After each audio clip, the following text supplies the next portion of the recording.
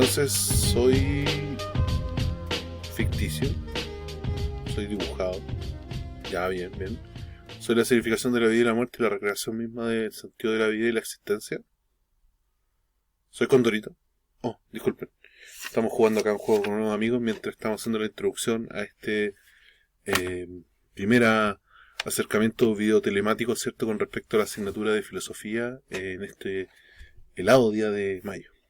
Bueno, este video que vas a ver a continuación es un PPT que trae todos los PPTs que hemos visto durante esta unidad. Si no lo has visto, significa que o tuvimos un feriado o hubo un acto cívico que se cruzó entre medio, ¿cierto?, y no pudimos tenerlo de manera tan fluida.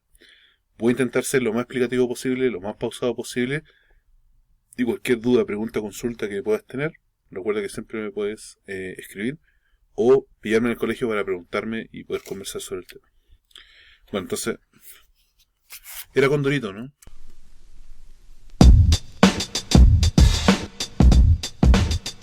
Bueno, habiendo ya atravesado esta introducción, espero que a nadie le haya parecido molesta, vamos a introducirnos de lleno a la unidad número 1, llamada ¿Cómo se hace filosofía? Recordemos que en términos secuenciales esta es la segunda unidad, porque si bien lo recuerdan, es la unidad número 0, la que comenzó durante este año entre el mes de marzo y el mes de abril, y esta es básicamente una simbiosis entre abril y mayo.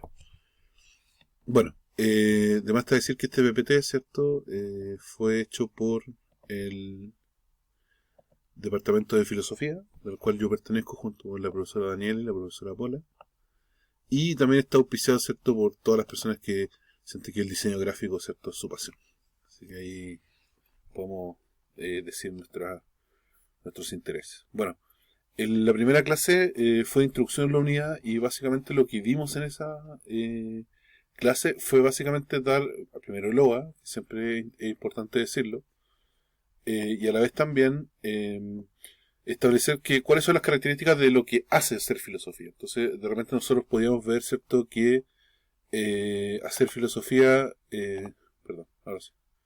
que hacer filosofía podría deducirse como una forma en la cual yo creo fundamentos, produzco fundamentos, y para que esos fundamentos existan o sean de alguna forma interesantes o atractivos e innovadores, y a la vez también sólidos, la filosofía tiene que percatarse de establecer ciertos parámetros, de percatarse de construir estos argumentos de manera tal que no sean derribados a la primera.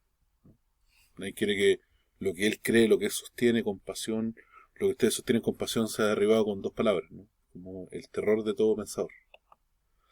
Bueno, siguiendo con esta foto, ¿cierto?, de Atrapado sin salida, gran película de Milos Forman, básicamente establecimos que la sospecha es la materia prima de la filosofía, la sospecha no como en el sentido de bombofica, ¿cierto?, sospechosa que el asunto, no como un cuestionamiento vacío, ni tampoco algo antojadizo, si yo sospecho porque le tengo mal a alguien, no. Uno sospecha de algo principalmente porque hay supuestos, ¿ya?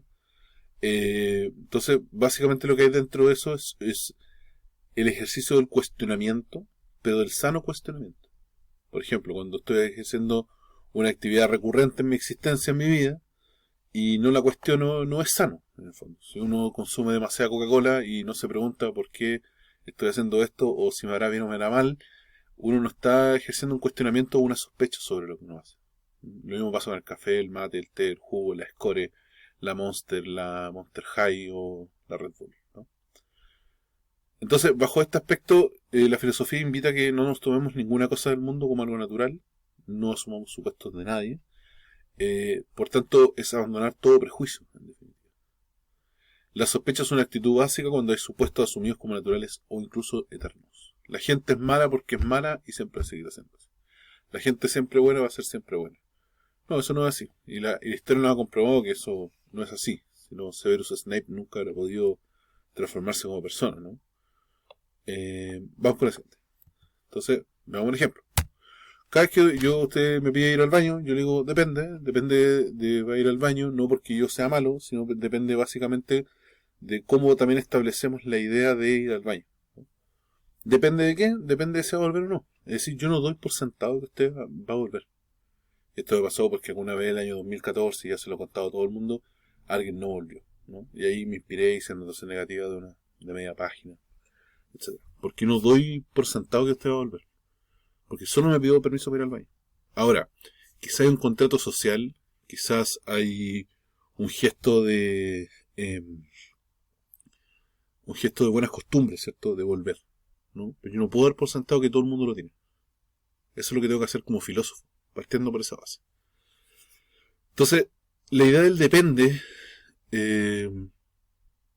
no es poner en duda que usted quiere ir al baño, no, sino que depende de estar por sentado lo que usted puede hacer después de ir al baño. Que eso nunca lo estipulamos en el permiso. Entonces, esa es una forma de mirar el supuesto. Vamos con otro ejemplo. Estas son las partes que podemos decir que son lo básico del saber filosófico, que es mostrar conexiones, es decir, A tiene que ver con B. Clarificar conceptos, es decir, cuando voy a definir algo, lo defino de verdad, ¿no? Descubrir supuestos también y pensar radicalmente. ¿Ya? Vamos con una tabla que alguna vez decimos, ya, aquí vamos a irnos un poquito más a clarificarlo. Por ejemplo, voy a intentar establecer que esto con el polerón del colegio, no con los ejemplos que vimos en clase, que todavía lo manejan, ¿no? Entonces, ¿cómo puedo mostrar conexiones? Puedo decir, por ejemplo, en descubrir si hay ciertos patrones de comportamiento, o por ejemplo, si hay cierta dependencia entre afirmaciones. Entonces, por ejemplo, decir, no, es que este polerón se va a parecer al del año pasado. Oye, pero el que tú también propones también se puede parecer al del año pasado, e incluso peor, al de 5 años atrás. Oye, pero es que este color a nadie le gusta, pero lo estamos haciendo porque queremos presionar a alguien que nos cae mal, ¿no? Mostrar conexiones. Mostrar conexiones no significa ser teórico de la conspiración, no significa ser salfate, en el fondo. Sino, básicamente es como asociar algunos elementos a algo que ya conocemos, ¿no? Entonces, por ejemplo, ahí nosotros tratamos en clase el tema del racismo, ¿no? O, por ejemplo, puede ser, en términos como tales, ¿cierto? De mostrar conexiones. Ya, si un curso le va mal, ¿no? Imaginemos, ¿cierto?, que al tercero E le va mal, ¿no? ¿Por qué le va mal al tercero E? ¿Le va mal porque son flojos? Es una respuesta rápida, una respuesta fácil. ¿Les va mal porque no quieren hacer las tareas ya que hay urgencias en su vida que son más primordiales? Saber cuál es la conexión entre que les vaya mal y su propia existencia es parte de mi obrar como investigador, como filósofo o incluso como profesor, ¿no? Muestro las conexiones, no simplemente digo que existen. Mostrar las conexiones significa argumentar por qué a ese curso le va mal. No simplemente decir, que les va mal porque, no sé, son flojos, no quieren hacer las cosas. Tengo que escarbar un poco más, ¿ya? El oficio del filósofo es ser paciente, evidentemente, y de la filósofa también. Sino que también aprender a escarbar, aprender a buscar ahí donde nadie más quiere meterse, ¿no? Y ser paciente, sobre todas las cosas, ser paciente. Entonces, a la medida que vamos mostrando conceptos, también conexiones, también tenemos que clarificar los conceptos. Denme un segundo y les muestro algo. Mostrar conexiones. Por ejemplo, este libro, ¿cierto?, de Daniel Madrid Tapia, se llama, ¿cierto?, Vamos a buscar. Es un libro sobre el impacto de Dragon Ball en Chile. Un libro muy bueno, se lee muy fácil, la letra es muy grande. Y lo que hace esta persona en el fondo es clarificar el concepto de Dragon Ball, ¿ya? Profundizarlo, decir de dónde viene, cuál es el artista y cuáles fueron las formas en las cuales en Chile, por ejemplo, se insertó este concepto, se metió en nuestro inconsciente colectivo y por qué todo el mundo después llora a Akira Toriyama. Este libro tiene como unos 3-4 años y son muy interesantes, sobre todo para entender, por ejemplo, el fenómeno del anime en la televisión abierta, en Chile, Chilevisión, etcétera, etcétera. Pero, por ejemplo, este libro que está acá, de Jacqueline Herrera, que es una esteta, así que estudia filosofía del arte, se llama Otaku, ¿ya? Entonces intenta clarificar el concepto de otaku y ser lo más preciso de decir, no es decir otaku el uso habitual que le damos, ¿cierto? Y también ofensivo que le dan, ¿no? Como no se baña, es antisocial, etcétera. Sino que, ¿de qué manera el otaku existe en Chile? Son personas que tienen plata para gastar en cosas de animación, son coleccionistas, son obsesivos. ¿De qué manera integraron tanto los chilenos como lo oriental, los japonés? ¿Qué cosas se parecen que conectan tan bien, ¿no? Y de la misma forma, tengo este libro, perdón, está un poquito arrugado, de Luis Perillán, ¿cierto?, que se llama Generación Anime y que intenta hacer el mismo ejercicio, explicarse por qué hay otaku en Chile, no solamente en Japón. Básicamente es decir, como hay dentro de eso, hay dentro de la juventud chilena una inquietud por Oriente. Y la inquietud por Oriente fue canalizada por la animación japonesa y se explica de esa forma, ¿ya? Es decir, se clarifica un concepto. No se dice que existe solamente, tratando de entender por qué es así. Y hay otros libros más que puedo recomendar, como este de La Tierra al Cielo, sobre arte japonés en Chile, que es bien bueno. Y este de acá, que se llama Neo Tokio, pero este ya son relatos, ¿ya? No es tanto de investigación como en otros que les mostré previamente. Entonces, bajo ese mismo, precisamente bajo esa misma línea, el descubrir los supuestos dentro de cada investigación, es decir, creemos que las cosas se definen de esta manera, por ejemplo, definimos los otakus, ¿cierto? Como una persona que no se baña, que es antisocial, pero filosóficamente lo que tenemos que hacer es preguntarnos de qué manera aquello puede ser redefinido. Realmente siempre que definimos una persona vieja o una persona joven, definimos que el joven es rebelde y el viejo no lo es. ¿Por qué pensamos de esa forma sobre la juventud? ¿Por qué pensamos que aquello puede ser marca nuestro símbolo social? ¿No? Eh, por ejemplo, el otro día me regalaron este cuaderno y un cuaderno de Hello Kitty, ¿no? Entonces, una niña me miraba en el metro mientras estaba escribiendo unos apuntes. Entonces, quizás el supuesto de la niña es como, ¿por qué una persona de 35 años anda con un cuaderno de Hello Kitty? ¿Hay algún problema con esa persona? No, el supuesto es que, o la investigación derriba el supuesto de que, ¿por qué estoy obsesionado con esto? Más bien a mí no me interesa la portada del cuaderno. No me interesa la marca Hello Kitty, que todo esto es muy cara. Sino que me interesa tener un cuaderno y justo me regalaron este, ¿no? Y derribar el supuesto es como, oye, la persona rara, le gusta Hello Kitty. No, realmente lo único que le interesaba era escribir. Y tenía un cuaderno Hello Kitty a mano y lo hizo. Entonces descubrir supuesto es como la parte más de detective dentro de esto, ¿no? Es como pensamos que es de esta forma, pero al final no lo es. O pensamos que es de esta forma, pero quizás tiene un vuelco, ¿no? Y por último, pensar radicalmente consiste en investigar un asunto de sus raíces fundamentos. Entonces, por ejemplo, vimos el tema del racismo en nuestro país y podemos también constituir de la misma forma. ¿Por qué nuestra juventud hoy en día, no solamente ustedes, sino nuestra gran juventud laboral, necesita una escoria para poder trabajar o para poder funcionar? ¿Es simplemente algo biológico o es algo de la exigencia del momento? ¿Es simplemente que tiene mucho azúcar y por eso nos hemos adictos? ¿O hay una necesidad detrás de eso? Es como pensar el término de la drogadicción, ¿no? ¿Somos drogadictos porque solamente consumimos o hay algo más que hace que los drogadictos sean un tema más complejo? Porque si fuera por eso le quitamos la droga y desaparecen, ¿no? Pero sabemos que cuando desaparece la droga parece que la angustia aumenta, hay una necesidad fisiológica, hay una necesidad psicológica, y todos esos temas se han tratado en Chile, aunque ustedes no lo crean. CONASA ha hecho estudios, Flaxo ha hecho estudios sobre eso en Chile, y son bastante interesantes en poder determinar por qué el problema de la droga no es simplemente la droga, siempre es un tema un poco más profundo. Lo mismo que el racismo no es solamente contar chistes negros, donde los blancos sean bacanes y las otras personas no, eh, sino que el humor negro también habla de algo de nuestra cultura y de nuestra forma de ser. Lo mismo que las adicciones de una sociedad o las adicciones de una generación. Ustedes hoy en día pueden ver que en su generación quizás la score es la droga más potente. Pero en cambio en generaciones más adultas son los juegos de, entre comillas, azar, ¿no? Las maquinitas. Pero ese es un tema que podemos desarrollar en su ensayo en clase. Entonces, pongamos en acción esto. ¿Cuáles son los supuestos que estamos viendo acá? Que en Mario, ¿cierto? Está este supuesto de una princesa que necesita ser rescatada. Lo mismo que en la gran mayoría del asunto de Disney, ¿no? ¿Cuáles son los supuestos que hay detrás de Blancanieves? Las cosas que no se hablan en Blancanieves, pero que damos por sentado que sí existen. Primero, que pertenece a una monarquía.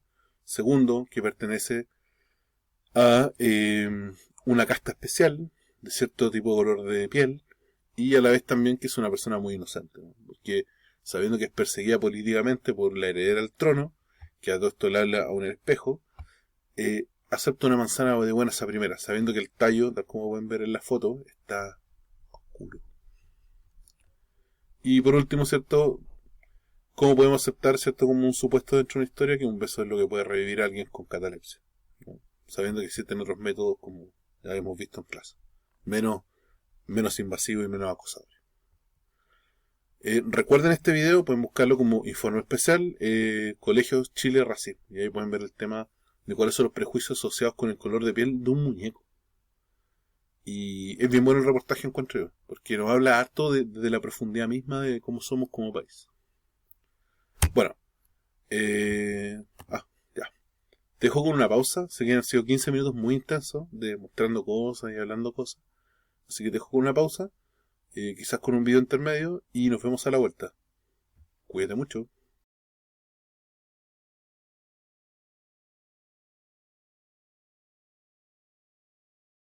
¿Qué día hoy? Lunes. ¿Y qué hora es? Las 10 de la mañana. Me ha hecho larga esta semana, güey.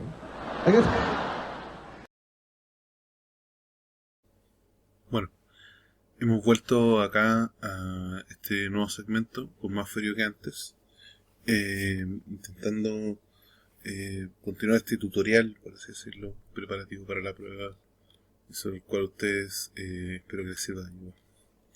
En este segundo módulo nos competemos en la segunda clase, que es de lógica informal, disculpen, y diálogo argumentativo. En esa clase, básicamente el objetivo de la clase estaba centrado principalmente en entregar herramientas sobre argumentación a nivel general, en definitiva. Y considerar también cuáles pueden ser los supuestos también, o los elementos más primordiales en un texto argumentativo, en definitiva. Bajo este aspecto, intentamos diferenciar tanto lógica formal de lógica informal. Tal como dijimos en esa misma clase, la lógica formal es básicamente una lógica teórica, una lógica de proposiciones, donde se ocupa P, entonces Q, o de tablas de verdad, donde uno establece cierto qué afirmaciones podrían llegar a ser verdaderas a través de una serie de operaciones binarias, aritméticas. En cambio, la lógica informal es una lógica más precisa de la filosofía, en el sentido de que convoca, o al menos tiene algún vínculo con lo que es el diálogo, algún vínculo con lo que es la conversación, con lo que es el debate, y sobre todo porque se aleja de una forma tan rígida como la lógica formal hacia entornos o contextos más diferenciados y también mucho más variados, mucho más heterogéneos. En el fondo, las argumentaciones son parte de ambas, pero en la lógica informal, que es la que vamos a atravesar en casi toda esta unidad número 2, los argumentos son aquellas partes o pilares donde se sostiene lo que vamos a intentar decir. Si ustedes en su ensayo, por ejemplo, quieren decir por qué la sociedad anónima han destruido los clubes sociales y deportivos, tienen que establecer cuáles son los argumentos para que eso sea una afirmación correcta. No basta solamente con creerlo, no basta solamente con creer tener la razón para poder establecer la verdad de algo. Uno tiene que tener pruebas, uno tiene que tener investigación, uno tiene que tener elaboración propia de argumentos, no el ChatGPT. En el fondo, los argumentos tienen una fuerza probatoria porque la idea de fuerza es porque se impone mediante el uso de pruebas. Es decir, cuando usted ve estas películas de juicio, el argumento del fiscal o el argumento de la defensa se sostiene a lo largo del juicio o llega a conclusiones para el jurado porque tienen pruebas, porque pueden, a través de las pruebas que se recogen las policías, por ejemplo, o las investigaciones policiales, establecer la culpabilidad o la inocencia de alguien. Por eso es fuerza probatoria, porque las pruebas se imponen ante los dichos. Prueba, ¿cierto? Mata o elimina, ¿cierto? La especulación. Entonces, es como lo que dicen, por ejemplo, hay una forma del diálogo que dice dato mata relato, en el sentido de que son los datos, por ejemplo, de una encuesta, de un estudio, lo que nos pueden entregar a nosotros las formas en las cuales lo que se especula, lo que se habla, puede ser contradecido o puede ser refutado. Y ojo, siempre tengan presente que la lógica informal se aplica según el contexto. De nuevo, lo vimos en clase. Los argumentos son las bases. Y cuando ustedes construyen una casa, que no es cualquier cosa, sino un lugar donde una familia va a vivir, y no va a vivir 5 años, va a vivir 30 años, quizás pagando el dividendo hasta cuándo, ¿no? Los roles que cumplen los argumentos en el fondo son los pilares, ¿no? Los pilares funcionan tanto como cimientos, ¿no?, de una casa, pero también porque estructuran la casa misma. Es decir, a través de ellos se hacen las paredes, ¿cierto? A través de ellos se crean los pasillos, las vigas, ¿cierto? Si ustedes lo pueden ver en Hermano la Obra, en Vívelo, Véndela, etc. Aquí vemos como un diseño un poco más griego, ¿cierto?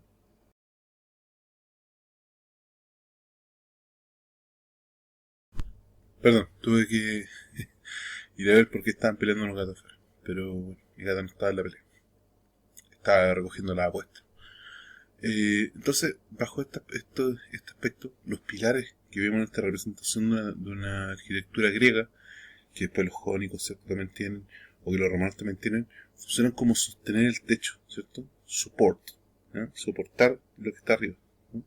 Darle forma también a este tipo de arquitectura. Y en este sentido, ¿cómo podemos entender que tengan pilares sólidos? Por ejemplo, todas estas especulaciones que vemos acá. El ratón Pérez, el viejo pascuero, el conejo de Pascua. En algunos países es el hada, o según el género, es el hada de los dientes, o el terraplanismo, ¿no?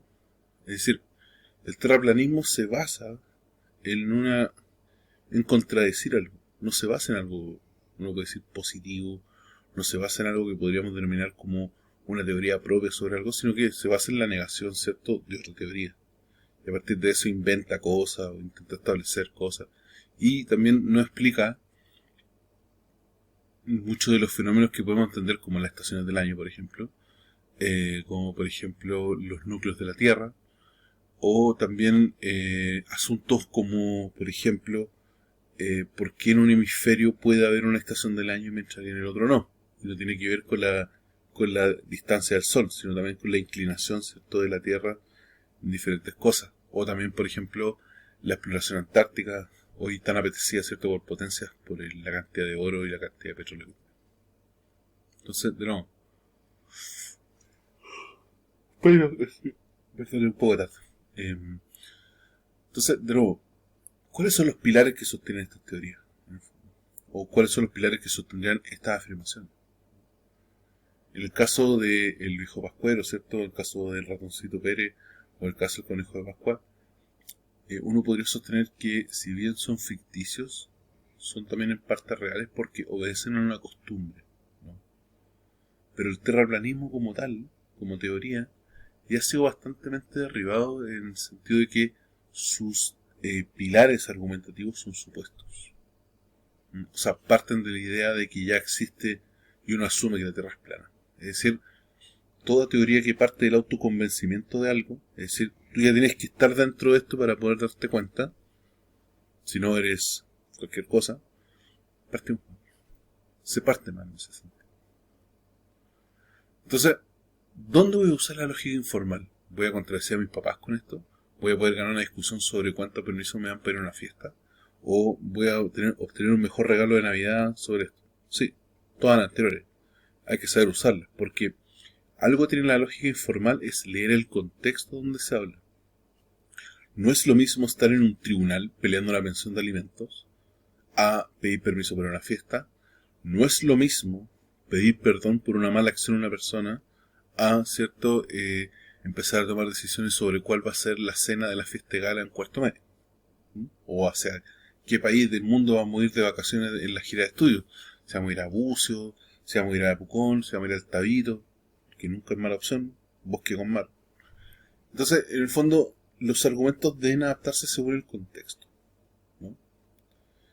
Ahora, de nuevo, entonces ya, si la lógica informal depende del contexto, donde existe diálogo, donde existe intercambio, ¿qué es lo que se podría significar dentro de esto un diálogo argumentativo? Un diálogo argumentativo, tal como dice esto, no es un monólogo, ¿no? No es simplemente alguien que se pone a conversar y a darle vuelta, embolinar la perdiz, como dicen por ahí. Es un juego lingüístico porque requiere dos o más personas, ¿no? Es un juego porque también hay un intercambio, ¿no? O sea, jugar a la pelota, uno dice jugar a la pelota cuando uno juega a la pelota cuando está con más de una persona, ¿no? Cuando no es solamente una persona dominando, sino que uno establece un vínculo con una persona, la conozco o no, y juega con esa persona.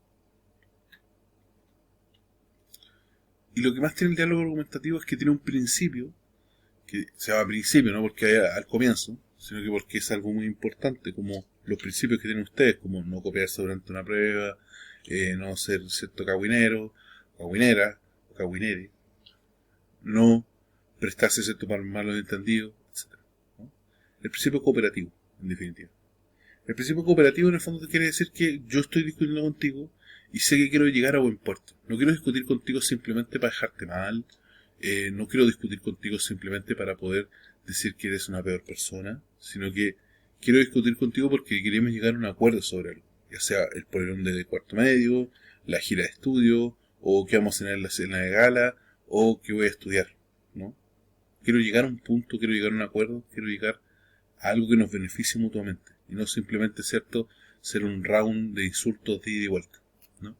Entonces el principio cooperativo en el fondo es un principio rector, ¿cierto?, un principio que domina, que manda, que rige, ¿cierto?, y le da solidez y al desarrollo argumentativo, que básicamente tiene que ver con la cooperación de buena fe para alcanzar el objetivo del diálogo. Perdón, es súper tarde. Y el principio cooperativo tiene 4 reglas, ¿no?, que las vimos en clase. La regla de la cantidad, que básicamente cuando uno está en un diálogo argumentativo, establecer que voy a decir lo preciso en cantidad de palabras, porque tengo un tiempo acotado también, y ese tiempo acotado no es simplemente porque te quiera poner un límite, sino porque el tiempo acotado significa que está organizada la discusión para que todos podamos decir lo mismo en la misma cantidad de tiempo. Y eso nos da el pase gol a explicar la regla de cualidad. Es decir, que aunque yo diga poco, tengo que decir algo profundo, tengo que establecer algo interesante dentro de ese ámbito, ¿no? La regla de cualidad en el fondo quiere decir que yo voy a decir poco, pero tengo que decir algo profundo, algo interesante, algo que contribuya a lo que estamos conversando. Y eso también me da el pase gol hacia la regla de relevancia. Es decir, que lo que yo estoy diciendo no sea simplemente algo que se debe olvidar. O no simplemente estoy ocupando el tiempo por ocuparlo, por copar, por no dejar que el otro hable. Sino que la regla de relevancia quiere decir que todo lo que yo opine tenga que ver e impacta, ayuda, contribuye, contradice, manifiesta, pone en acento todas las demás cosas. Todo lo que yo estoy discutiendo. Y contribuye a la discusión. Y por último, la regla de modo, en el fondo, explicarse siempre con claridad, y resume todas las anteriores, pero ojo con esto. Siempre entregar en el diálogo argumentos, ejemplos, en un sentido propositivo, no simplemente en un sentido de quiero hacer pedazo al otro para dejarlo humillado, ¿no? Y después subir a TikTok en 30 segundos y creerme bacán. No. Se trata también de la cooperación en ese caso, ¿no? Siempre entregar cierta información, siempre entregar cierto aquellas cosas que necesitamos saber, ¿no?, de manera perentoria. La regla de modo en el fondo resume todo esto también, las 3 reglas anteriores, y añade un poco más. Entonces, de nuevo, aquí nos quedamos.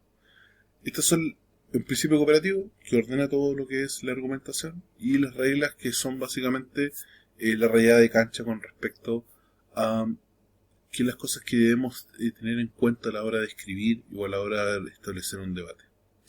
En la siguiente clase, o en el siguiente módulo, o en los próximos 30 segundos, después del video que viene como intermedio, vamos a establecer no solamente las reglas, sino que vamos a establecer cuáles pueden ser las herramientas que nos pueden ayudar a que nuestro texto argumentativo, tenga solidez.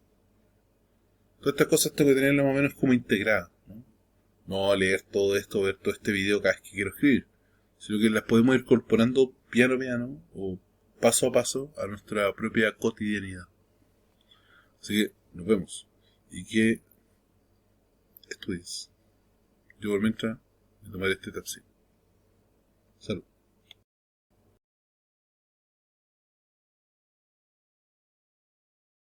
Parece el café que quedó detenido, el expreso. ¿Está bien? No, ya tengo uno mejor. Dice, tengo un amigo que trabaja en una peluquería y también poniendo inyecciones. Renuncié a los 2 trabajos. Ahora no corta ni pincha. No. Dice, ¿cuál es tu mayor defecto? Dice, me meto en conversaciones ajenas. Y se le estoy preguntando a él, discúlpame. Muy bueno.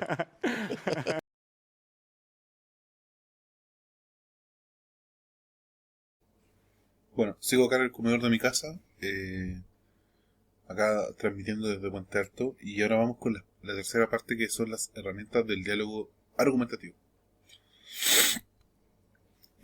Si bien las reglas son el marco sobre el cual las herramientas se utilizan, o más bien dicho, las reglas son donde las normas o cuáles son las cosas que nos deberían regir en el momento argumentativo. Uno puede tener muy claras las reglas, pero si no sabe ocupar las herramientas, es difícil poder maniobrar, poder construir un texto argumentativo. Es básicamente saberse todas las leyes del tránsito, pero no saber manejar, en definitiva. Es aprender, ¿cierto?, todos los tipos de braceada, ¿no? Saber que hacer crawl en natación tiene que ver con un ritmo de respiración, pero nunca haber podido lanzarse al agua. Las herramientas nos ayudan a establecer habilidades. Si ustedes pulen esta herramienta, probablemente se pueden ganar la vida escribiendo, cosa que no es mala, pero a la vez también les va a permitir establecer que su texto y lo que ustedes quieren comunicar en su escrito sea bien defendido. En este sentido, vamos a ocupar nuevamente el OA número 6, ¿cierto? Y principalmente poniendo el acento en la rigurosidad lógica, la identificación de razonamientos válidos e inválidos y los métodos de razonamiento filosófico, ¿ya? Que es una mojar para la unidad 2. Cosa de tiempo y la prueba que nos persigue y nos pisa los talones en el departamento, no pudimos profundizar mucho, ¿ya? Ahora, todo diálogo argumentativo tiene 6 preguntas, o las 6 W. El qué, que es el tema. El quién, hacia quién va dirigido en el fondo. ¿Cuándo? ¿Cuál es la temporalidad que usted va a escoger? ¿Va a haber la sociedad anónima ayer, hace 10 años atrás, hace 40 años atrás?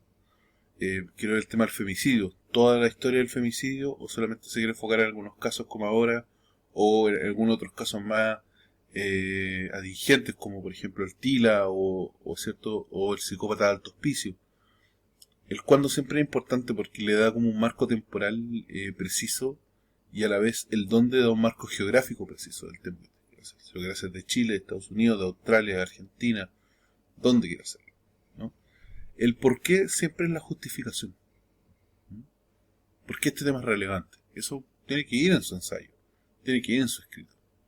3, 4 líneas, ¿por qué es relevante que hoy día la gente esté leyendo sobre la sociedad anónima, sobre el femicidio, sobre por qué ser vegano, por qué hoy en día necesitamos cierta paridad parlamentaria, o por ejemplo, si debe haber legislaciones, por ejemplo, que permitan un cupo LGTBIQ+, por ejemplo. Pero lo que nos vamos a enfocar hoy día es la última, el cómo. El cómo es el procedimiento, las herramientas para poder abrirnos camino hacia lo que queremos hacer. Es, por así decirlo, la metodología. En este sentido, el diálogo argumentativo, ¿cierto? Las herramientas del diálogo argumentativo básicamente se podrían definir de la siguiente forma. Mientras las reglas son el dónde, para decir dónde estoy aplicando, ¿cierto?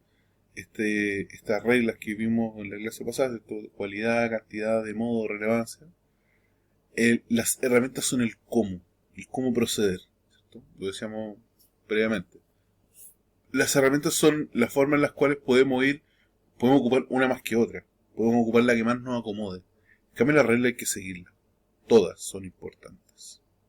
Pero en cambio las herramientas yo tengo que ver cuál es la que más me acomoda, yo tengo que ver cuál es la que más me gusta, yo tengo que ver cuál es, según el tema que escogí, la que me puede servir más. Ojo con eso. De nuevo, las herramientas son el cómo, son las formas, el contenido, el tema que van a tratar, eso lo colocan ustedes. Ya, ojo con eso. Las herramientas no son válidas por sí mismas, no porque usted esté aplicando una de ellas significa que su texto automáticamente está válido, ¿no? Tienen que también estar en consonancia con el principio cierto cooperativo y las reglas que se desprenden, la de cualidad, la de cantidad, la de modo, cierto, etcétera, ¿no? Entonces, de nuevo, ¿cuáles pueden ser estas herramientas? Son las siguientes. Los términos aseguradores. ¿Mm? En el fondo, los términos aseguradores lo que intentan establecernos, ¿cierto? En el fondo, quiero establecer un argumento sobre el cual no me piden explicaciones ni me digan cuál es tu fuente. Entonces, bajo este aspecto, lo que yo hago es apoyar mi afirmación. No hacer la categórica, aquí nadie más a discutir. No, apoyo mi afirmación. Entonces, decir, recientes estudios científicos han demostrado cuál, y después usted abajo, ¿cierto?, cita cuáles son esos estudios. Fuentes bien informadas han asegurado cuáles son esas fuentes, el de la Nación, la Tercera, el Mercurio, el Puente Alto del Día, voy a saber. La tercer ejemplo que está acá igual es interesante porque es un ejemplo un poco delicado. Es de sentido común saber que no porque una persona, ¿cierto?, se viste de determinada forma debe ser acosada. Es de sentido común. Ahí se está jugando, ¿no? Porque si queremos establecer de sentido común aquello, o es de sentido común que si alguien se equivoca nadie le haga así, pero ocurre en la realidad. El acoso ocurre en la realidad, lo queramos o no. Entonces, si yo establezco algo como sentido común, tengo que haberlo definido qué es lo que es el sentido común, tengo que haber establecido algún estudio sobre cuáles son los parámetros del sentido común, o saqué la idea de algún filósofo sobre el sentido común, o una filósofa sobre el sentido común, y me doy dando cuenta de esa forma. Las últimas dos rozan la falacia. Ex populum, todo el mundo está de acuerdo en qué. Todo el mundo parece que está súper de acuerdo en que las ISAPRES tenían que caer.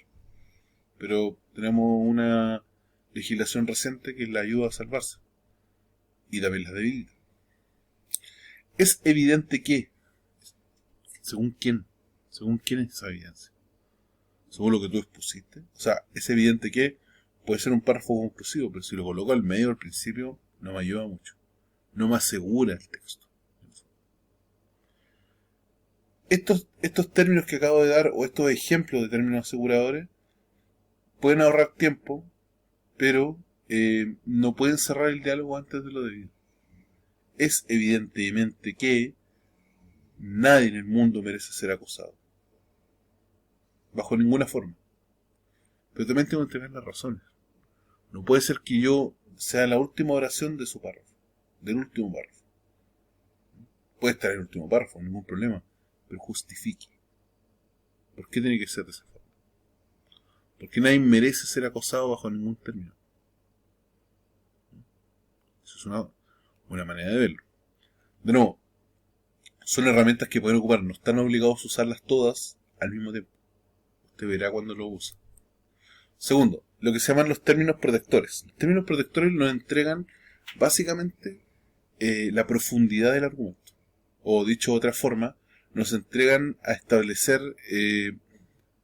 que lo que yo estoy diciendo no es una afirmación a secas. O una afirmación de aquí para siempre. O de aquí hasta siempre. No. Ojo con esto.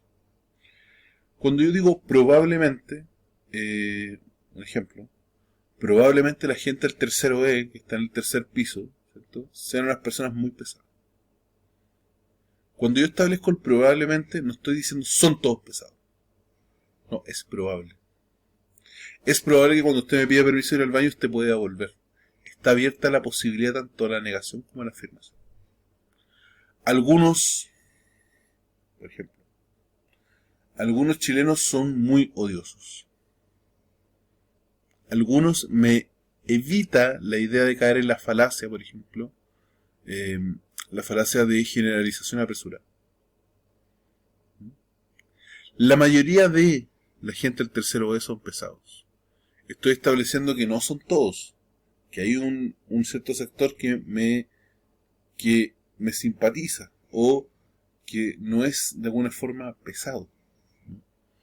Quizás sea cierto, cuando meto el quizás en esta parte, lo que estoy haciendo, tal como dice el párrafo de arriba, suavizo la afirmación. Quizás sea cierto, es decir, estoy diciendo, es muy probable. Tal vez de esta manera podemos interpretar que. De nuevo, no podemos ocupar estas herramientas de inmediato, al principio, ni tampoco para cerrar. Entonces no puedo cerrar mi argumento y decir, y quizás las sociedades anónimas son malas. No. Yo tengo que terminar con una afirmación que redondee todo el texto. Estas son cosas que nos ayudan a comenzar, ¿no? Y nos ayudan a evadir las falacias. Ya. Aquí empezamos con algo un poco más difícil, ¿no? Un poco más difícil. Perdón, estaban peleando de nuevo. Las definiciones persuasivas, de nuevo, hay que tener mucho ojo con esto, mucho tino, hay que releer cuando lo escribimos. Básicamente las definiciones persuasivas significa que yo ya entrego una definición de lo que voy a hablar, ya tendenciada. O más bien, voy a realizar un juicio sobre algo, pero en la misma definición. Entonces, por ejemplo, va cierto este niño del tercero B, ¿cierto? Y le digo, ¿por qué eres así? Ya estoy cargando esa definición. Ya estoy dándole un sentido un poco más profundo a quién es él.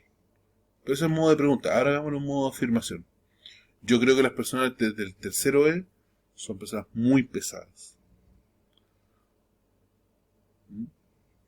O otra persona me puede replicar y diga, profesor, ¿por qué dice eso? Si la gente del tercero es muy simpática con nosotros. Lo que estamos haciendo con esto, por favor, atención. Estoy solamente estableciendo que son pesados o son simpáticos. Pero no estoy definiendo por qué son pesados y por qué son simpáticos. Eso es algo que veo mucho en las pruebas. No, es que esta imagen es filosófica. Punto. Pero no explican el por qué, no explican por qué sería filosófico, o no se lanzan con una definición de filosofía que después ajustan un poco a la imagen. Entonces, de nuevo, las definiciones persuasivas tienen que ser definiciones que nos entreguen una caracterización sobre algo. Esa caracterización viene con un juicio, que no va a decir, yo valoro al tercero. No, ya sé que cuando usted me está diciendo que el tercero es un pesado, es porque hay una valoración negativa de aquel curso.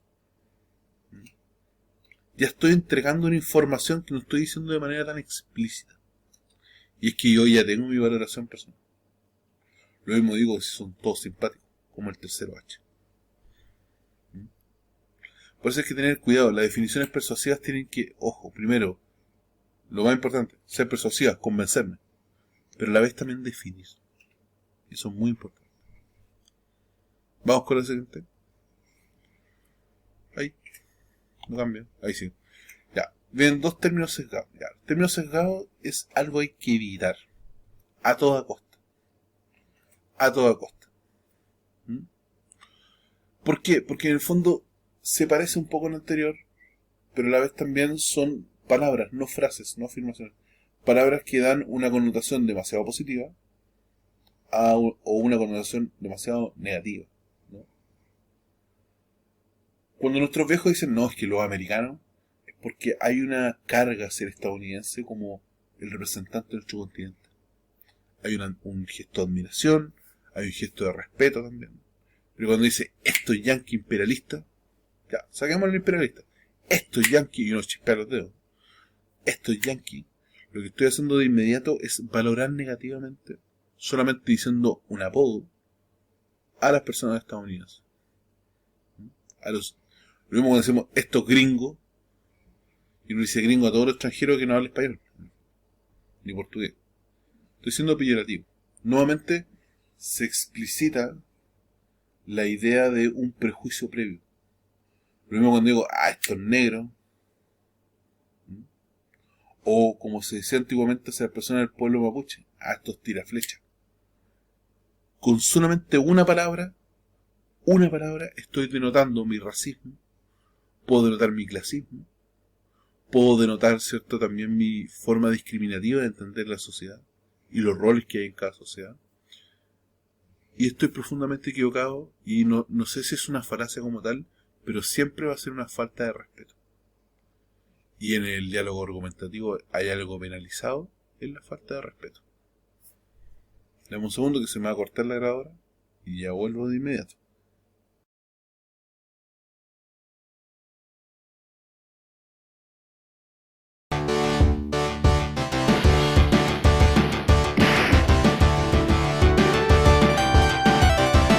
Round one, fight!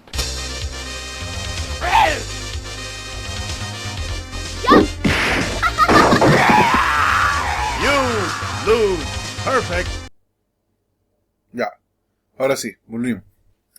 Se me acabó el video, que estoy grabando con un programa versión gratuita, entonces, bueno, si alguien me recomienda después un video, editor de video más barato, sería bastante bueno. Bueno,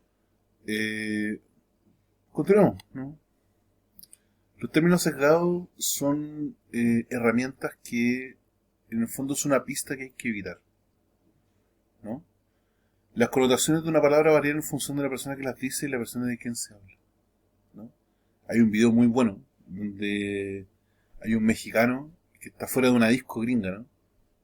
I love you, brother. I appreciate it, bro. So all you niggas, whites and brown, jeans, tacuaches. Sí, I'm Mexican, I can say what's up, nigga. ¿Qué pasa, güey? ¿Qué pasa, vato? You saw shit. Hey, you saw shit. Hey, you saw. Entonces, cuando el tipo le dice, yo soy mexicano, y el tipo lo saluda, le dice, bueno, compadre, y se saludan y se abrazan, y es súper bonita la escena, es porque quien enuncia all my niggas, en ese sentido, no es un blanco, sino que es una persona que igual es objeto de la discriminación dentro de Estados Unidos, un mexicano, ¿no? Que tal como dijimos en clase, ¿cierto? Y en algunos par de ejemplos, fueron el objeto, ¿cierto?, preferente de Donald Trump para poder ganar votos de la población, ¿cierto? Es decir, vamos a echar a todos los mexicanos a Estados Unidos, y en el fondo lo único que hizo fue echar a los papás y quedarse con los niños y crear, ¿cierto?, nuevos antihéroes y nuevos anticiudadanos en Estados Unidos. Por eso los términos sesgados siempre hay que evitarlos, los términos cargados de manera negativa también hay que evitarlos, a menos que se justifiquen muy bien, pero es muy difícil. Llamo más a evitarlos y ocupar definiciones más amplias, y de ahí de las cuales poder hablar sobre una connotación negativa o positiva, ¿ya? Porque regularmente la palabra yankee, uno obedece como a la idea expansiva de Estados Unidos, esta idea imperialista de Estados Unidos, ¿cierto?, de su política exterior, ¿no? Pero, por ejemplo, aunque los chinos son en el siglo XXI el país que posee la política expansiva a nivel internacional más agresiva, en los últimos 20 años se han apoderado de bastantes círculos de poder, han entrado en bastantes países, hoy día la luz, por ejemplo, está dominada por ahí, parte de la minería también, son el principal inversor en nuestro país. No hay un término despectivo como yankee a los chinos. Ojo con eso. Entonces, por ejemplo, alguien puede decir que la palabra especista puede ser también un término referido como negativo, ¿no? Puede tener una connotación negativa para algunos, una connotación negativa para otros. Pero, por ejemplo, también se ocupa hoy en día la palabra antropoceno, ¿no? Y la palabra antropoceno es una palabra que está básicamente a establecer que esta era de la historia, uno puede decir, de toda la vida, no solamente humana, está dominada por los seres humanos y han moldeado el planeta en función de su propia existencia y el mejoramiento como especie. Es decir, el antropoceno es más antiguo que el capitalismo, es más antiguo que la revolución agraria, y en este sentido el antropoceno también es una forma de establecer que hay una irreversibilidad con respecto al uso de la naturaleza, el planeta en el cual habitamos, y que hoy día estamos pagando las consecuencias. Es un concepto que puede sonar peyorativo, es peyorativo, pero que científicamente está defendido. Lo mismo que especista. Pero por eso, y como tal, el consejo es el siguiente: ser muy cauto, ¿cierto?, en la utilización de este término, para evitar que resten objetividad o cierta seriedad en nuestro escrito. Si uno escribe, por ejemplo, este tal por cual, ¿cierto?, este imbécil, resta seriedad a un escrito que podría, por ejemplo, atacar o criticar, ¿cierto?, algunos aspectos de la realidad social. Los garabatos están muy bien, se los vas a ocupar en tu casa, con la gente de confianza, pero no son buenos para los ensayos o los escritos filosóficos. Quizás para un poema de Nicanor Parra puede sonar bien, o para Mauricio Redolé, pero no para un ensayo filosófico. Bueno, vamos al siguiente bloque. Les dejo el video del mexicano que dice All My Niggas, y ahí ustedes podrán cómo establecer desde dónde viene este enunciado. Ya. Y nos vamos después, yo creo que desde abajo. Voy a ver si grabo, o quizás desde acá, la última parte de falaces, que es la más larga.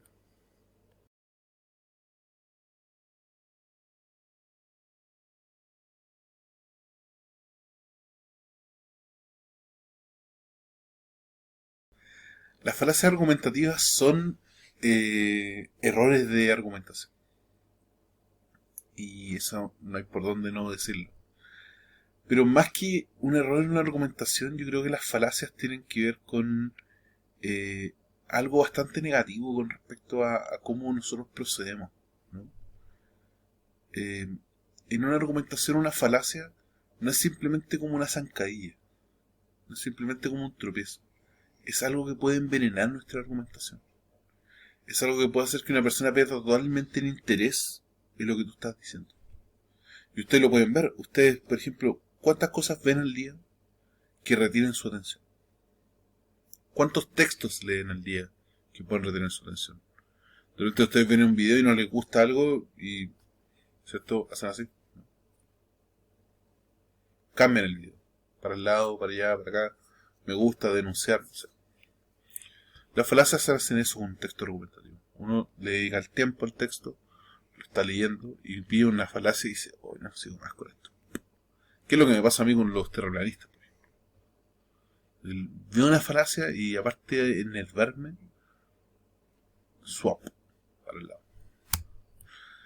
A ver, el origen etimológico, tal como decían las profesoras, este PPT no lo hice yo, lo quiero decir nuevamente, PPT muy bonito porque lo hicieron las profesoras. Viene del latín falacia. Yo le pongo el acento italiano porque, bueno, el latín viene de allá, viene de los romanos, ¿no? La falacia, en términos etimológicos, quiere decir mentira o engaño, ¿cierto? O pretende ser más de lo que se es. En el fondo, la falacia lo que hace es intentar ganar una discusión de manera mañosa, ¿no? Obtener un beneficio, obtener una ventaja con respecto a con quién se está discutiendo. En el fondo, las falacias, tal como dice Eduardo Vargas, tiene que ver básicamente con errores en designar a algunas argumentaciones incorrectas, ¿cierto? Que violan ciertas partes del diálogo argumentativo, que igual hemos ido adelantando un poco, y que usted ya debería haber visto en clase, ya sea en la versión for forward, como me tocó en algunos terceros, o en la versión más pausada que vimos hace algunas semanas. Vimos 7 falacias, pero les traigo un bonus track, y son 8. Vamos con la primera. Hay preguntas que conllevan presuposiciones. Esta parte es muy importante porque cuando uno establece un ensayo o un escrito filosófico, lo más importante es la pregunta para empezar el ensayo. ¿Cómo la pregunta? Sí, la pregunta te articula todo el ensayo. Entonces es bastante delicado. Una pregunta compleja en términos de falacia es una pregunta que asume cosas, que está llena de supuestos. Yo hacía este ejemplo con varias personas dentro de los cursos. Entonces, oiga, uno puede decir como ejemplo, ¿no? Oiga, ¿hasta cuándo va a seguir siendo de esa forma? Miren, no estoy entregando ninguna información, no estoy precisando nada, pero sin embargo, mi propia palabra y el tono de voz ya entregan una información de que aquella persona se porta mal. Estoy dando una relevancia valórica a aquello, ¿no? Segundo, y si la persona me contesta como, oiga, yo no he hecho nada, o bueno, ¿y qué tanto? Ambas respuestas reafirman lo que yo estoy diciendo. Es una pregunta con trampa. Y tenemos que evitar aquello. A toda costa. Oh, volví. Entonces, en el fondo, son preguntas con trampa porque aunque yo niegue levemente o afirme, ya estoy haciendo que esa pregunta, que uno puede decir tramposa, está actuando. Ya sea generando duda en el espectador o afirmando lo que yo quiero decir sin argumentos. Ojo con esto. Vamos con la siguiente. Esto es muy importante. El argumento circular tiende a pensarse como siempre a moverse así. ¿Ya? Pero si yo tuviera que decir, el argumento circular es un argumento que sostiene algo, pero no lo explica. Sostiene algo, afirma algo, pero no lo desarrolla. Hoy ustedes, los del tercero X, se portan súper mal.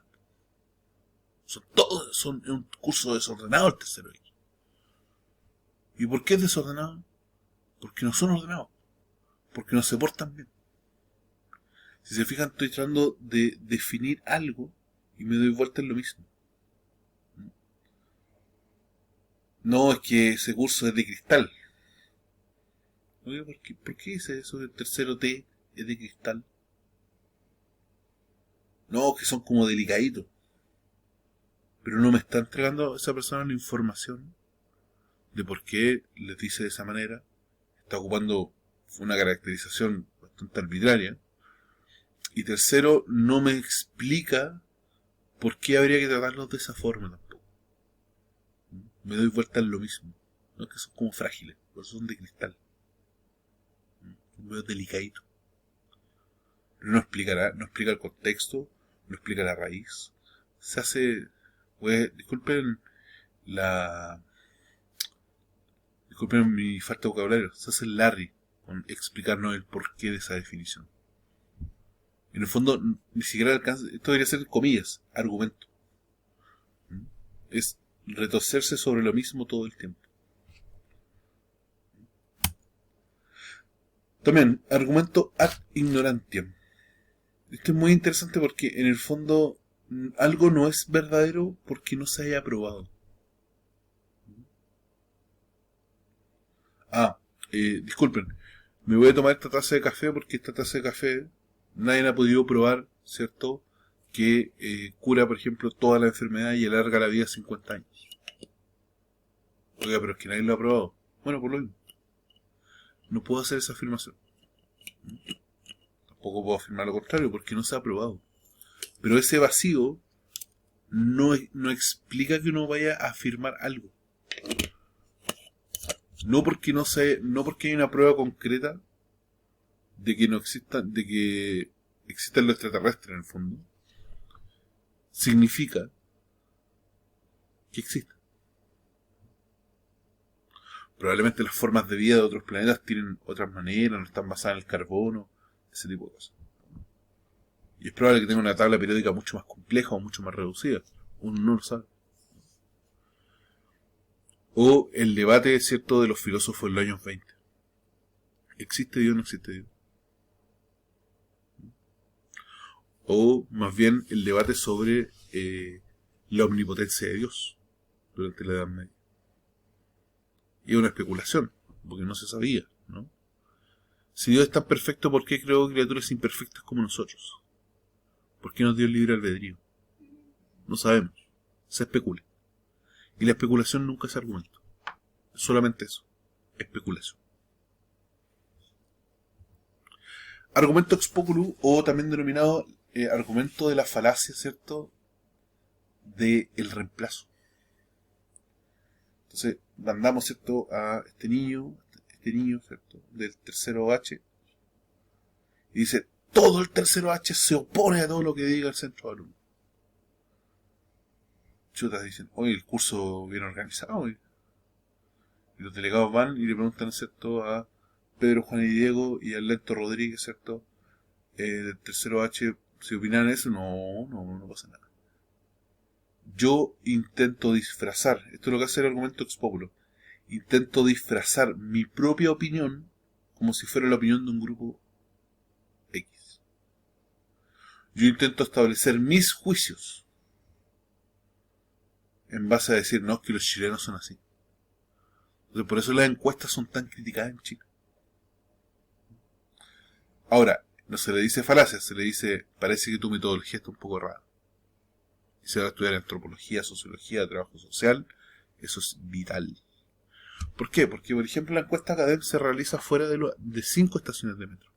Pero uno puede decir que fuera de esas 5 estaciones de metro, por más que la clase trabajadora viaje mucho en metro en Santiago, son todos los chilenos, en verdad. Puedo establecer que los chilenos piensan que cierto candidato o candidata en un corte de pelo, cierto rubio de Jimán, es la mejor presidenta de Chile solamente porque llamo a algunas casas por teléfono o hago un par de encuestas afuera. Claro, la sociología y la antropología existen las muestras representativas de 10.000 personas, 12.000 personas.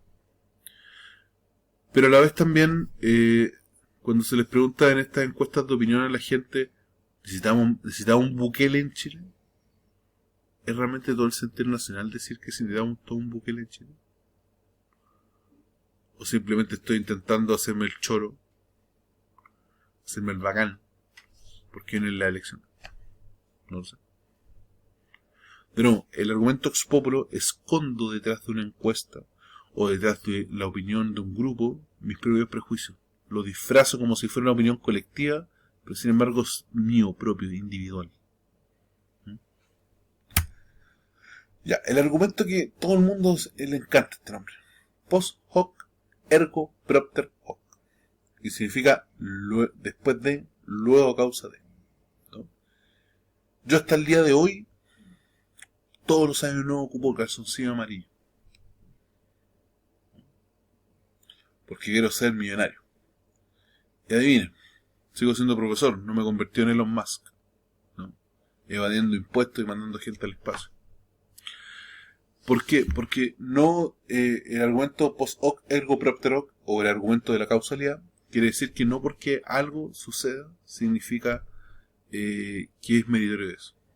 Por ejemplo, voy a colocar un caso. Todo el mundo decía que en mayo, junio del 2019, la gente cantó el himno nacional en el eclipse y eso abrió un portal de calamidades para Santiago de Chile y para todo nuestro país. Llámese para algunos estallido social, llámese para otros, ¿cierto?, la pandemia, llámese para otros Jaime Mañalich, llámese como sea, ¿no? Entonces, no podemos confundir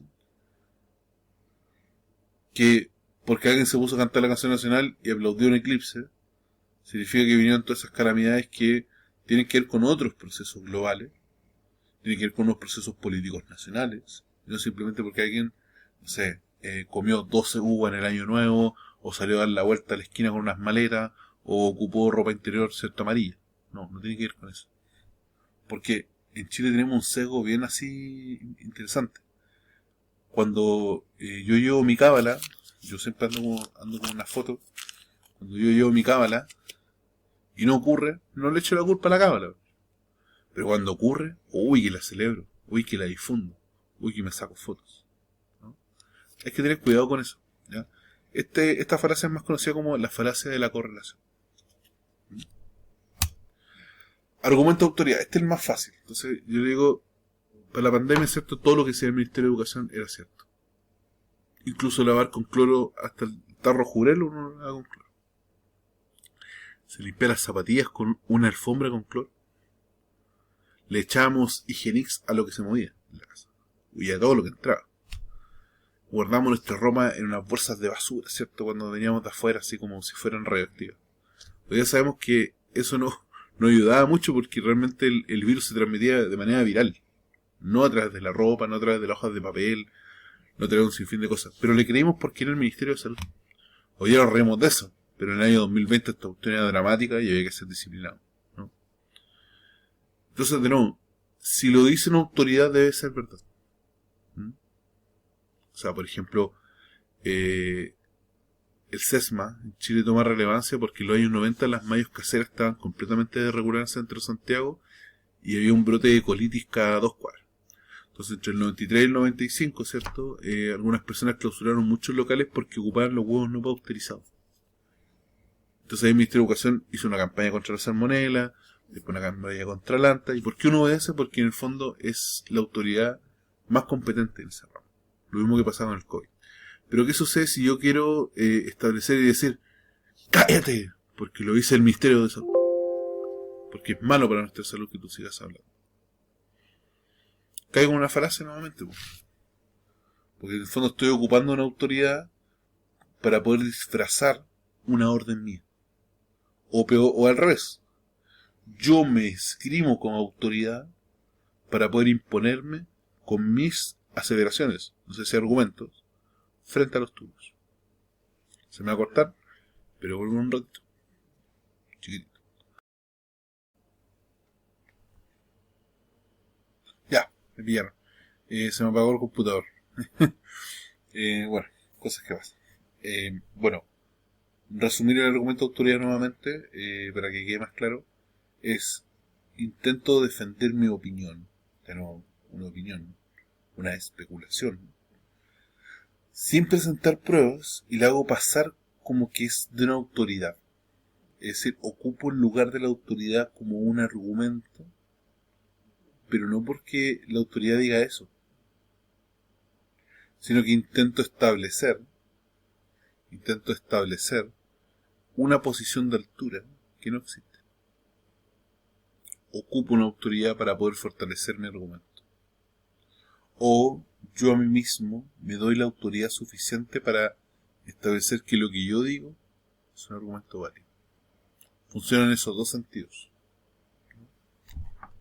Tanto para intentar ocupar como comodín lo que dice una autoridad, como para yo mismo creerme una autoridad como tal. Vamos con la siguiente. Ya. Este es uno de los más... y yo creo que uno de los más usados. Y uno de los que más se ocupan. Tal como estoy diciendo. Todas las generaciones siempre culpan a quien anterior es mucho más flight que la otra, ¿no? Y no se acordaban nunca en qué momento estaban ahí. Entonces Pokémon del año 2006 acusan de flight a los cabros que son de ahora. Sino que lo que escuchaba incluso era peor que las letras, ¿cierto?, de Jordan 23 y todos los 22 Jordan que hay. Algunos puentaltinos son todos ladrones. Como son algunos, son todos. Siempre recuerdo, y este ejemplo lo doy muchas veces en clase, Pablito Herrera,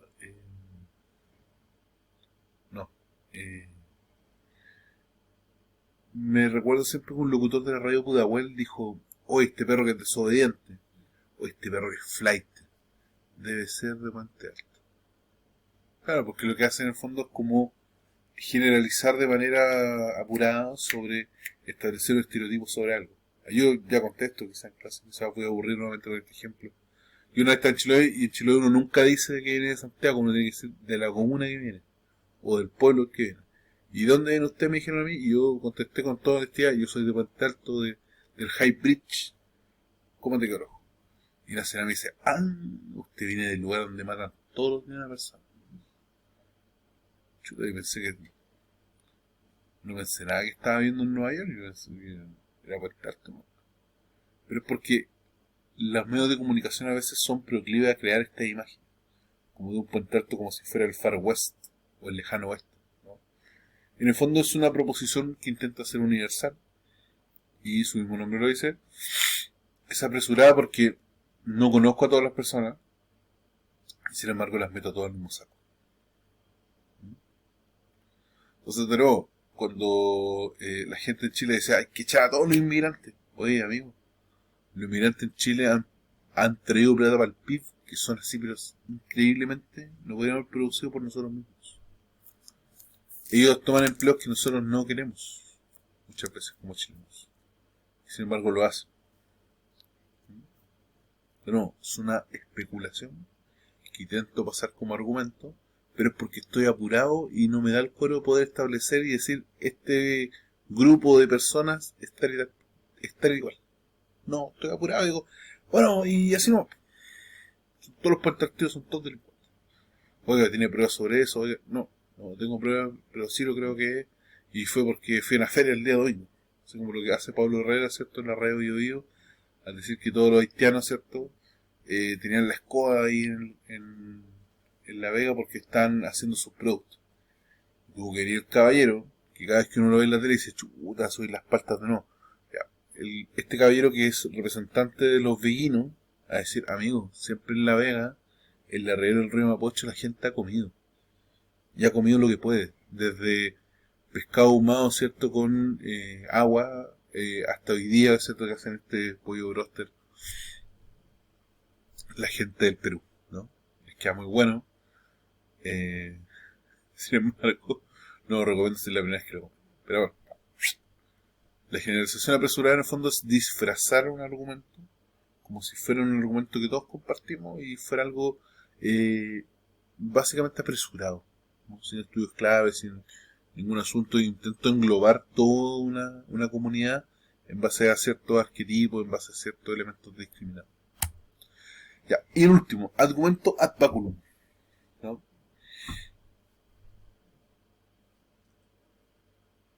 Es que si no te portáis bien,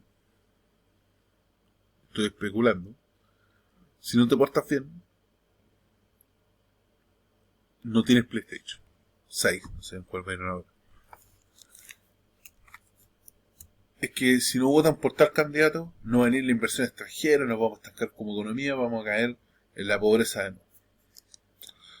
Yo siempre recuerdo durante el año 2017, en la feria acá de los Toros con Nemesio, hay gente que anduvo por acá en esa época, ¿se acordará? Cuando la feria eran los toros. Vinieron unas personas muy amables a repartir propaganda amarilla diciendo lo siguiente, y no me olvido nunca la frase: vote por tal candidato, hoy día fallecido, para que Chile no sea Chilezuela. Vote por tal candidato para que no seamos Chilezuela. Y eso, el argumento penetró en el fondo. Pero penetró, y este es bastante interesante porque en el fondo el argumento ad baculum es un argumento de amenaza. Si no haces A, pasará B. Si haces A, todo va a seguir su cauce natural. En el fondo es un chantaje hacia el futuro, hacia las posibilidades de hacer cosas.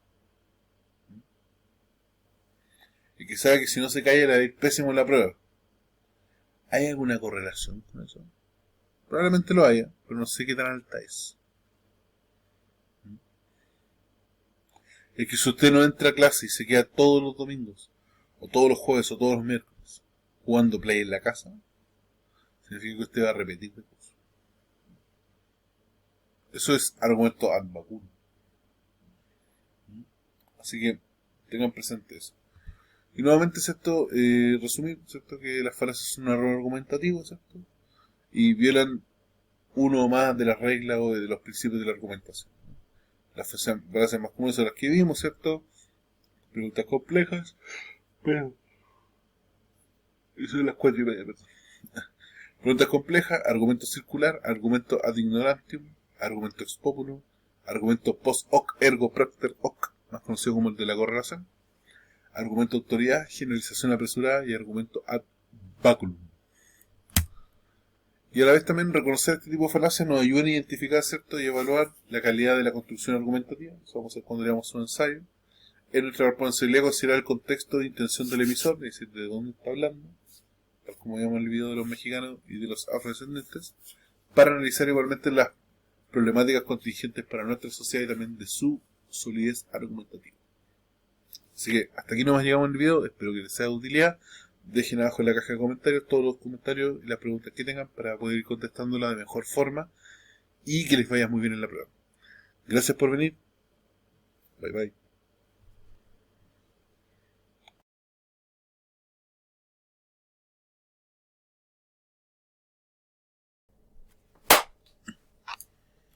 Bueno, este es el fin del repaso de la clase. Ahora podrán ver en este estupendo lámina de presentación de PowerPoint, un QR donde podrán escanear y sacar las 50 láminas de material que estuvimos repasando entre ayer y hoy. Ahí está el diseño y en unos segundos más aparecerá el QR ya más detenido y más grande dentro de la pantalla de su computador. Así que nos vemos, y cualquier pregunta siempre mejor déjenla en la caja de comentarios e intentaré soldarla, solucionarla lo más pronto posible. Nos vemos a la vuelta, que les vaya muy bien en la prueba.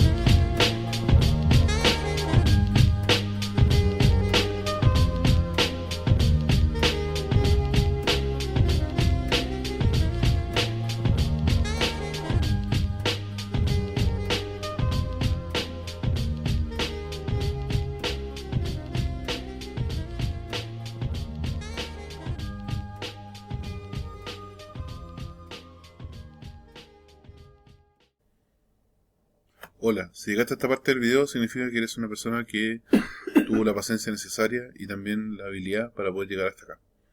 Lo que viene ahora es el desafío de esta actividad que conducirá a un premio o a décimas. Luego de esta imagen, cierto, que no aparecerá en el PPT que ustedes escanean con el QR, viene el desafío. Veamos cuál es. 5 consejos para la prueba: descansar, tomar agua, estudiar, reír y aceptar el desafío. ¿Cuál será? Deben escuchar la canción Up in Heaven de The Clash. Luego de eso responder las siguientes preguntas. Aquí, ¿qué nos dice la letra? ¿A quién le está cantando la banda? ¿O a qué proceso histórico, personaje, etcétera? ¿Cuál es el sentido del título de la canción con respecto a la letra? Tanto el encabezado, que es Up in Heaven, como lo que hay entre paréntesis, que es Not Only Here. Y por último, ¿cómo podríamos acercar la realidad de Chile con la historia y las condiciones que nos relata Mick Jones a través de la canción, que es el guitarrista de Clash en este sentido? Así que eso, te dejo y que tengas un excelente fin de semana y te vaya excelente en la prueba. Nos vemos. Chau, chau.